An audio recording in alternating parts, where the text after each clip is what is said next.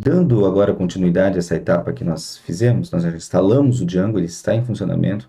Eu vou mostrar para vocês um pouco da estrutura de diretórios que nós temos do Django, né? Então vejam que se eu voltar agora aqui no VS Code, o Django está em execução, ele está me sugerindo aqui ó, que eu tenho algumas migrations, algumas migrações que não foram aplicadas, né, e que para o projeto funcionar adequadamente, eu deveria então rodar essas migrações no projeto admin, auth, content types e sessions, eu já vou explicar isso para vocês, e ele sugere então já rodar o comando python manage.py migrate, né, para fazer a migração.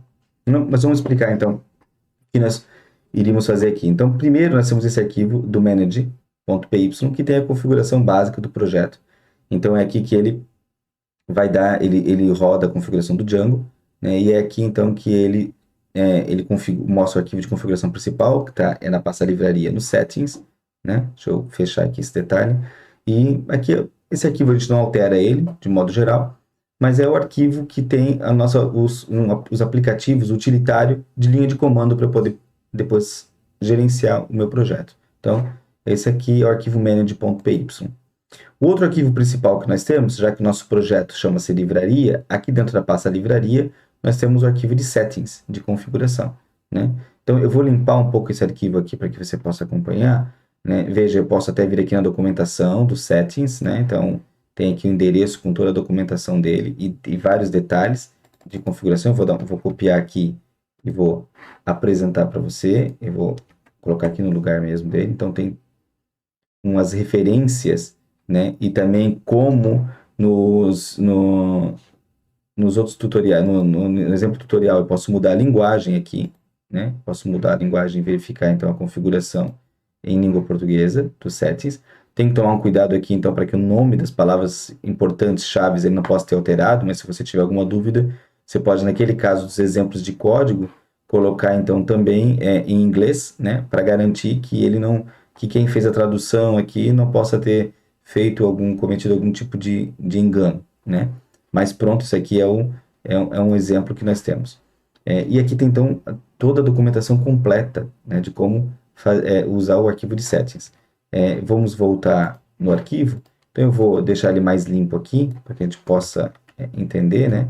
Então, está importando a biblioteca de path, está verificando qual que é a base, o diretório base do nosso projeto. Nós podemos usar essa variável várias vezes, né, ao longo do projeto. Ele pede para gerar um arquivo, uma chave secreta, ele gera uma chave aqui qualquer, aleatória. É interessante gerar essa chave aqui e colocar um novo valor. Existem algumas ferramentas de internet que nos ajudam a gerar essa chave aqui, né? Um gerador aleatório de um código, né? Para ser colocado aqui. Um modo de debug que está true, enquanto a gente está em desenvolvimento, a gente utiliza ele. Bom, vai tendo aqui várias variáveis, né, várias configurações que nós temos que fazer. Nós vamos mexer muito nessa Installed Apps, né? Nós vamos mexer, depois tem as configurações de middleware, que nós não mexeremos agora, algumas templates para a parte gráfica. A parte de banco de dados nós vamos mexer também, já nos próximos vídeos, embora eu vá deixar aqui por hora, sempre usando o SQLite 3, né, o SQLite. Gerenciamento de senhas, de linguagem, bom, tem todo um conjunto de configurações aqui para poder trabalhar, né? Nós agora, neste momento, só que eu queria ter uma visão geral do funcionamento para você poder entender como é que ele funciona. Depois, então, desse arquivo de configurações, nós temos também esse arquivo aqui de URLs, que também é definido como é que funcionam as URLs que o nosso sistema vai responder, né? Então, veja, por enquanto, ele só tem o padrão do Django e também responde para uma admin. Então, veja que se eu voltar, então, lá naquele endereço que nós estávamos antes, que é o localhost na porta 8000, né? Ele tem essa página aqui padrão, que ele não me oferece, mas ele também me diz que ele oferece para mim um admin. Então, ele também me oferece esse admin aqui, que está dando um erro, por causa daqueles erros que deu lá no início, né? Eu já vou apresentar como resolver isso, mas ele também me oferece esse admin. Como eu posso acessar, então? Veja que nós colocamos aqui na execução, e ele deu esse erro aqui, ó, dizendo que teve algumas configurações que eu não apliquei, né? E quais são as configurações que ele fala que eu não apliquei, então? As do projeto do admin, do auth, do content types e do sessions, né? Nós vamos aqui assumir que nós vamos usar toda a configuração de usuários padrão que o Django nos oferece, da tabela de usuários que ele nos oferece. Então, nós vamos executar mesmo esse comando Python manage migrate. Eu vou parar a execução do Django aqui. Vou executar o comando Python manage migrate. Neste momento, ele vai criar um banco de dados para mim, né, com as configurações da SQLite, que era o que nós tínhamos. Já vou mostrar para você essa configuração. E se eu agora rodar o comando Python manage run server, ele já não vai dar mais aquela falha, né, tá em execução. E agora, então, se eu voltar ao navegador, eu já tenho a parte também do admin funcionando, né? Então, eu tenho aqui as configurações normais do Django, né, a página padrão, o URL padrão, e também tem uma URL /admin funcionando para mim.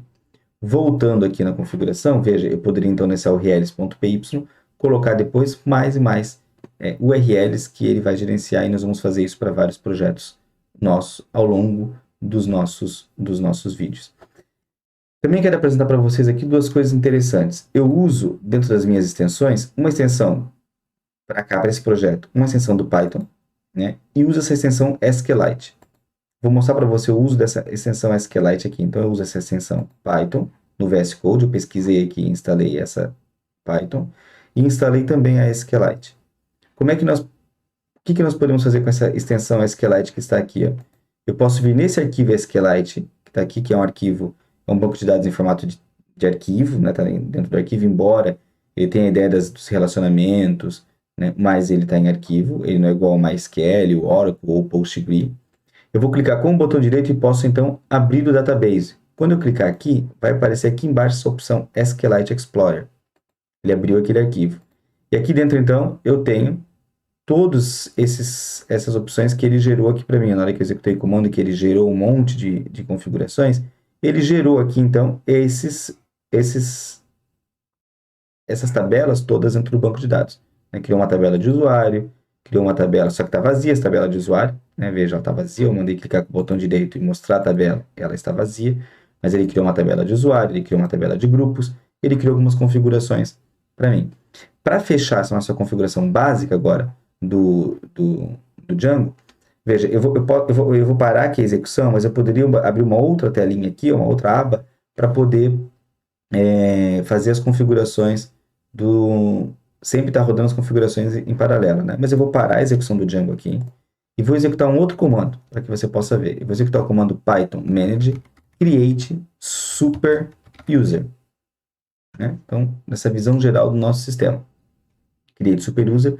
Eu vou criar um usuário com o nome de Eduardo mesmo. Eu vou criar o meu e-mail, eu vou colocar eduardo.silva@gmail.com. A minha senha, eu vou colocar Eduardo também. Ele vai reclamar que essa senha é muito simples, né? Ele vai falar que essa senha ela é similar ao usuário, ao nome do usuário. Ela é muito curta, ela deveria conter pelo menos 8 caracteres. E ela também é muito comum, mas eu vou aceitar, né?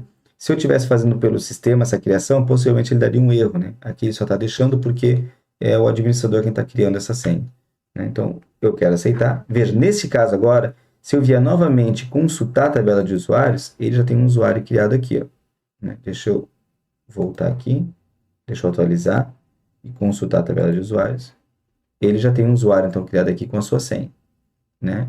Usuário Eduardo, com uma senha aqui já cifrada, né? Vou fechar essa opção. E agora, então, se eu voltar aqui no meu admin, eu posso clicar o meu usuário e a minha senha, fazer a autenticação.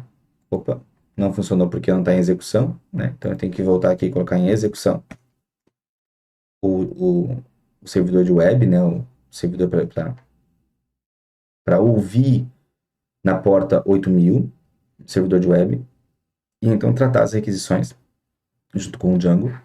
Então, vamos voltar aqui no admin. Novamente, eu vou colocar o meu usuário e a minha senha. Vou fazer o login. E pronto, eu tenho um ambiente de administração do Django já disponibilizado aqui para mim. Nos próximos vídeos, nós vamos fazer a parte de entender um pouco como funciona as aplicações e a parte de banco de dados, de integração com o banco de dados do Django.